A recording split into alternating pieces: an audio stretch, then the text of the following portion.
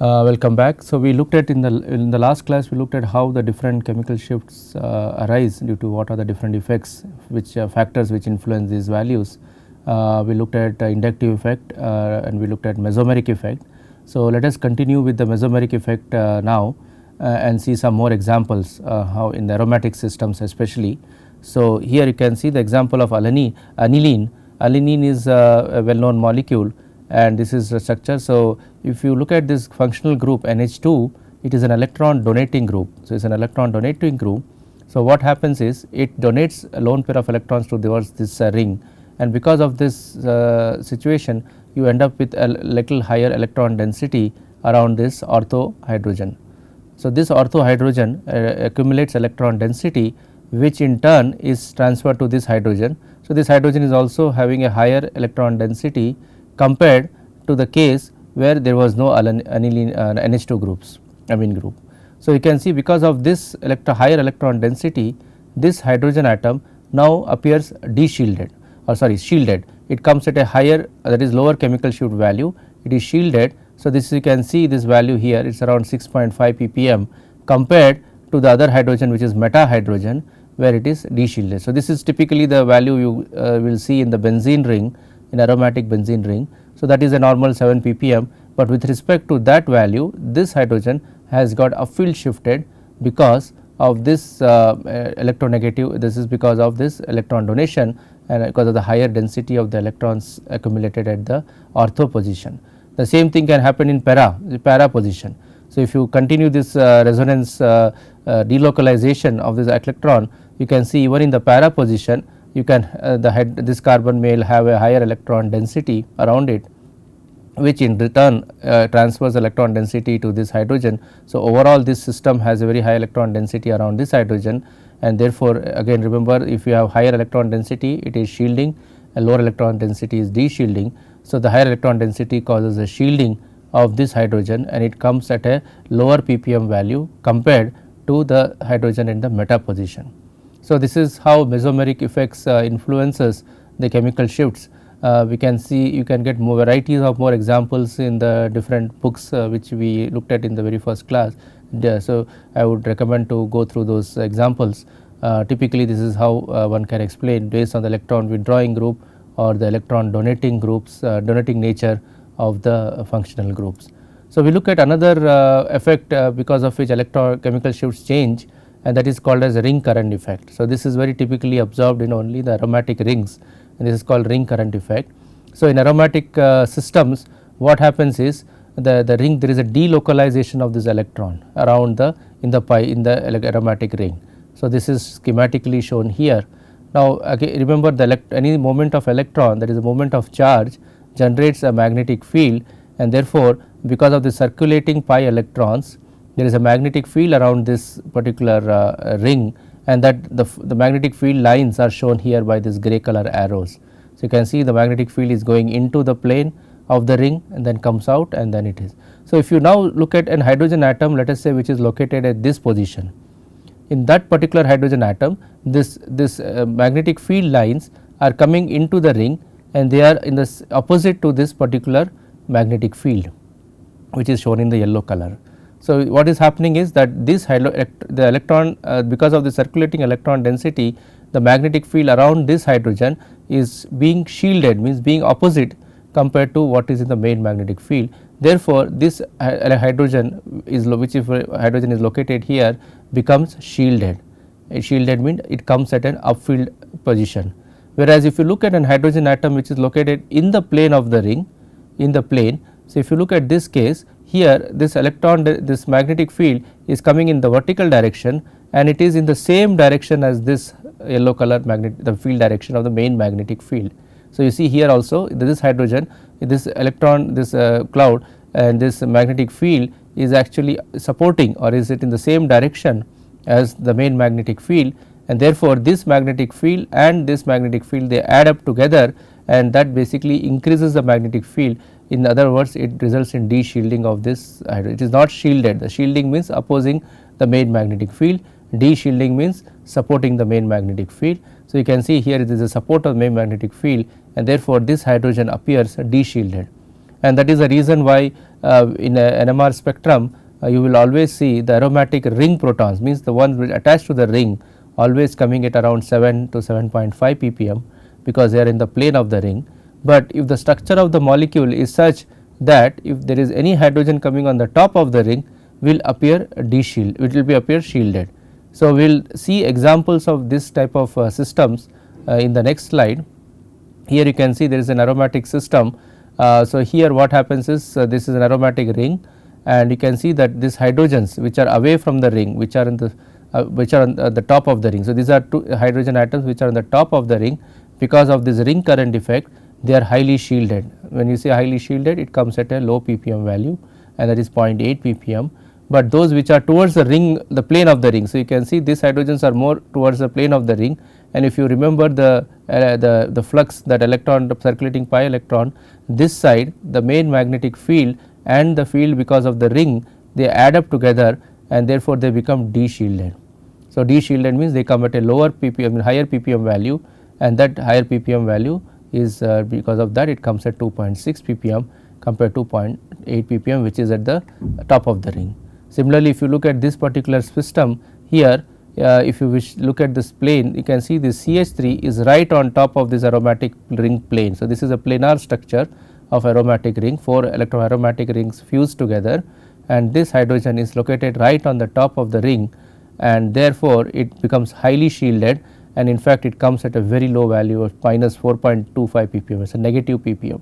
Negative basically means it comes even more upfield compared to TMS, which is our reference, that is our 0 ppm is reference, and it comes on the negative side of the TMS. So, that can happen because this hydrogen is right on top of the ring, and that is a shielding effect of because of the ring current, and any hydrogen which is located on the plane of the ring will not experience that shielding effect, and it will typically come at the ppm value of benzene ring, which is 7 ppm. So, aromatic ring current effects are very important for understanding the structure of molecules. In fact, in biomolecules, if you consider proteins, proteins have aromatic amino acids known such as tyrosine, phenylalanine, histidine, and tryptophan, and so on. So, whenever you have this aromatic rings, any hydrogen atom which comes close to this ring get very much highly influenced by this ring current effect, and ring current affected chemical shifts in fact are very important in determining the structures of lots of molecules. So, we will look at that aspect in a later time. Let us continue with the next effect of chemical shift by that is called steric effect. So, steric effect as we learn in chemistry is basically the crowding effect. That means, if you have two bulky groups around the molecules, they cause, because of steric effect is the influence on the structure of the molecule. So, for example, you can see here that the methyl group is de-shielded by one bond. So, if there is a carbon-carbon bond, a single bond, and these 3 hydrogens are located on one side, and because of this group, this is carbon atom sitting here, this particular hydrogen is influenced, and that gets de-shielded. When you say de-shielded, it means it comes at a higher ppm value. So, suppose there was no carbon here. If there was no carbon here, you would have another hydrogen which is a methane group. A methane, as we saw in the last class, it comes at around 0.23 ppm, but because of this additional carbon atom, this will now affect this proton. And suppose let us say you have another methyl, which is if you have 2 methyl groups, that is a ethane molecule, and in ethane we saw that the hydrogen atom has a chemical shift value of 0.8 ppm, 0.86 ppm. So, you see it has moved from 0.23 in methane to 0.8 in ethane group. So, this is the effect of the steric group because of the additional carbon atom. Similarly, if I keep adding more and more carbon atoms, when you have a secondary carbon, tertiary carbon, you can see that the hydrogen atom gets more and more de-shielded. So, in this particular example, these 2 hydrogen atoms are now experiencing the steric effect of 2 more carbon atoms compared to 1 here, and therefore, these 2 will be more de-shielded because compared to these hydrogen atoms. Similarly, if you have a tertiary carbon, you can see the methine group, you will have further de-shielding because of 3 carbon atoms attached to this carbon compared to 2 and 1 here. So, that is how the shielding effect is influenced, the shielding factor is influenced by the presence of multiple carbon atoms around this hydrogen. So, one of the important effects is called hydrogen bonds, and we have this is very important because many of the organic molecules or biomolecules have hydrogen bonds in their structures. So, all of us know what is an hydrogen bond. The hydrogen bond basically is an attraction. So, basically there is a donor atom which is electronegative and there is an acceptor electronegative. The both of them compete, or they both of them one of them is bonded to hydrogen, the other one is electrostatically attracted to this hydrogen, and therefore it forms a very weak bond between this hydrogen and there is oxygen here, and because of that what happens is there is an additional. So, this is the covalent bond here for example, which is already attached to this oxygen, but there is a weak dotted line hydrogen bond between this hydrogen and this oxygen, and what happens is because of this additional extra bond, the electron density around this hydrogen is reduced, because now there are two electronegative groups which are competing for the electron density around this hydrogen. So, this hydrogen experiences a low electron density, which means it gets de-shielded. So, hydrogen bonds or hydrogen atoms are involved in hydrogen bonds are typically de-shielded, and you can see that actually there is a large variation because of hydrogen bonding. The alcohols OH groups, because of hydrogen bonding, they come at as downfield, de-shielding means downfield, and they come at as much downfield shift as 5 ppm. So, this is the effect of hydrogen bonds, and it is very important to know that effect of hydrogen bond on de-shielding and shielding effects, because again it is based on the structure of the molecule, and lot of information we get knowing the chemical shift based on hydrogen bonds. So, this is another example here. So, one of the thing what typically we do, we will look at it again in a later point of time, but to tell you in a very quickly is that one of the ways to find hydrogen bond is present in a molecule or not is to simply record the spectrum of the molecule at different temperatures. So, as you go to higher temperatures, what happens is the hydrogen bond breaks, because hydrogen bond is not a very strong like covalent bond, it is a weak in energy. So, as you increase the temperature, it has a tendency to break, and the moment the hydrogen bond breaks, the OH chemical shift, the H, the hydrogen atom which is involved in hydrogen bond suddenly experiences an upfield shift, meaning it basically goes towards lower ppm value, it goes toward the right side, and that basically indicates there is no hydrogen bond. And if you go to lower temperature, this hydrogen bond becomes more strong and it goes to lower downfield shifted if there is a hydrogen bond.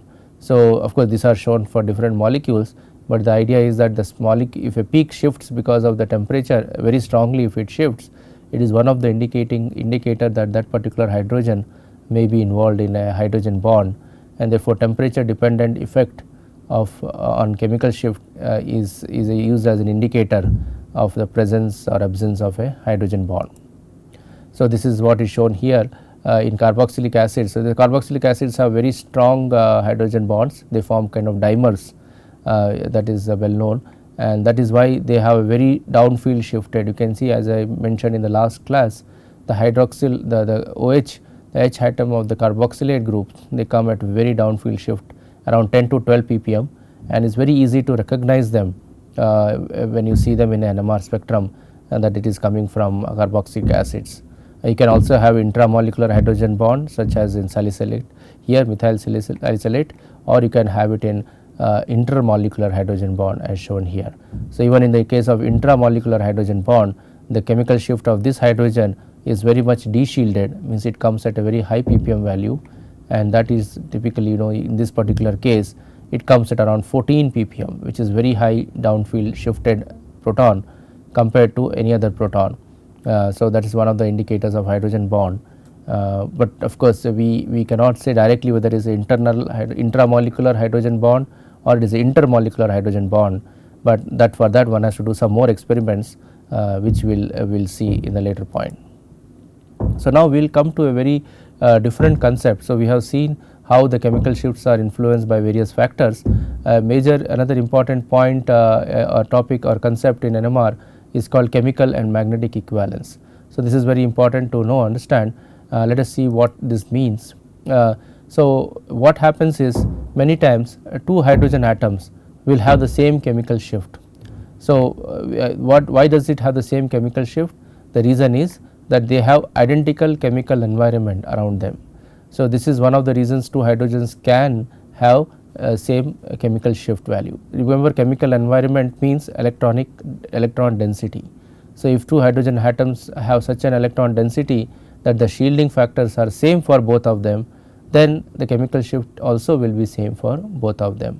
But that is not chemical equivalence. Chemical equivalence means this is one of the conditions it has to satisfy, that means two hydrogens are same. At the same time, the two hydrogens are interconvertible. So, this is a very important point which has to be borne in mind, is that the two nuclei, that is two hydrogens which we are looking at, they are interconvertible in their positions by some kind of a symmetry operation. So, we will look at this more in detail, but this is let us look at an example here. The example is shown here on this right here. For example, thus let us say these two hydrogens, let us look at these two, or we can look at all the three hydrogens here. So, what I can do is I can convert this hydrogen into this position by simply a rotation. This is the angle between them is 120 degrees. So, by simple rotation I can change this to another this hydrogen, or I can take this hydrogen to this side by another rotation. So, by simple rotation I am able to interconvert these three hydrogens. Not only that, they are in the same chemical environment because they are all equidistant. So, when they rotate, they have the same roughly average positions with respect to these three chlorine atoms. So, because of that, these three hydrogen atoms are now chemically equivalent, meaning they have the same chemical shift, same chemical environment, and they are interconvertible with respect to each other. So, one should distinguish here between two things. One is that two hydrogen atoms can accidentally by chance have the same chemical shift value. That does not mean they are chemically equivalent.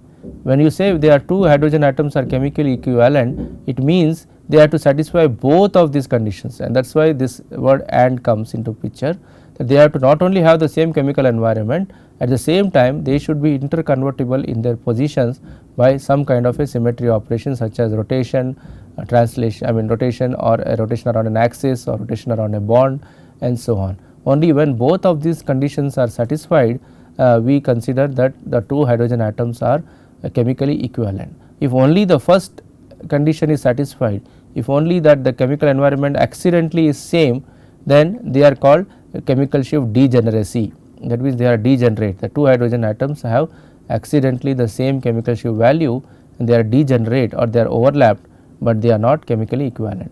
So, we can look at some more examples of chemical equivalence here.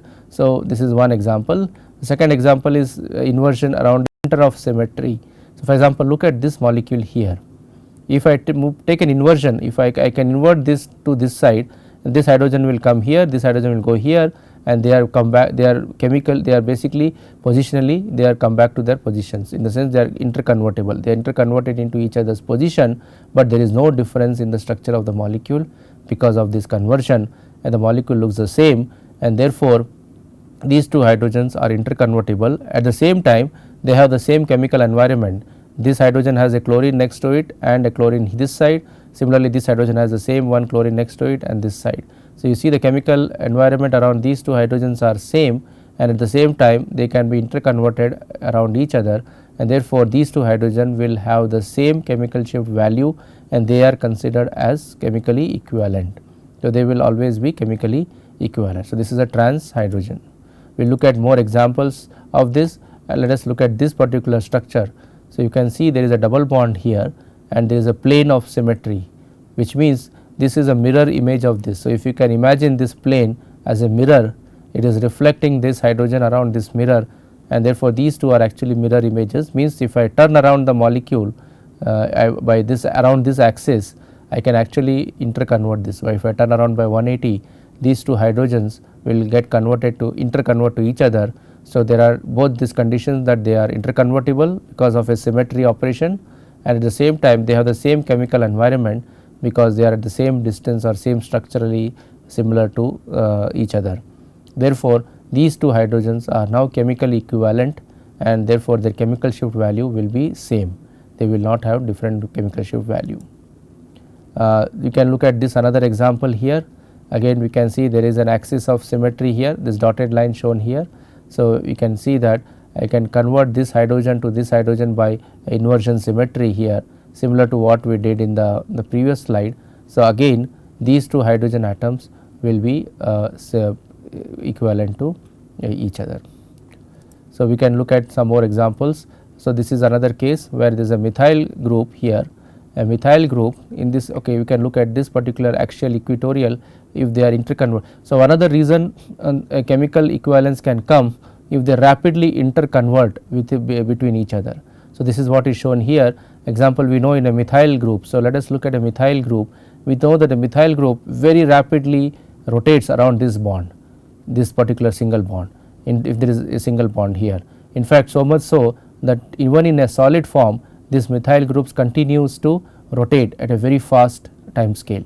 So, this rotation is very rapid, and because of this rapid rotation around this bond, these three hydrogens experience the same chemical environment, because they cannot have a different, even if you have a functional group here, this hydrogen, this hydrogen, this hydrogen, they interconvert and they end up with the same chemical averaged chemical environment around themselves, and therefore, all the three are chemically equivalent. So, methyl groups are always chemically equivalent in NMR spectroscopy. It is very difficult to not have the methyl groups inequivalent. That is only possible if you freeze the methyl group, but even in a solid state these methyl groups are rotating very rapidly. So, therefore, they can, all these three hydrogens in a methyl are always interconvertible and always are very equivalent. So, this is basically the concept of chemical equivalence.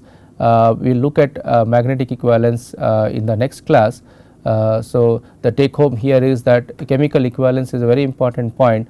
Because of chemical equivalence, the chemical shift of all the hydrogens come out to be same, and it is important to know, because methyl groups, for example, always have the three CH3 atoms, the three hydrogen atoms are always chemically equivalent. The only way to break chemical equivalence is to put them in in an anisotropic medium, but in a normal solution NMR spectroscopy, these three hydrogen atoms are very strongly chemically equivalent and you can never separate them.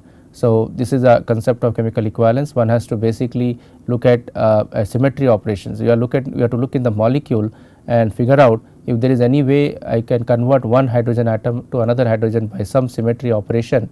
If we can do that, then basically the two hydrogen atoms become chemically equivalent. So, we looked at chemical equivalence. Now, let us look at what is called as magnetic equivalence. So, this is another concept in NMR.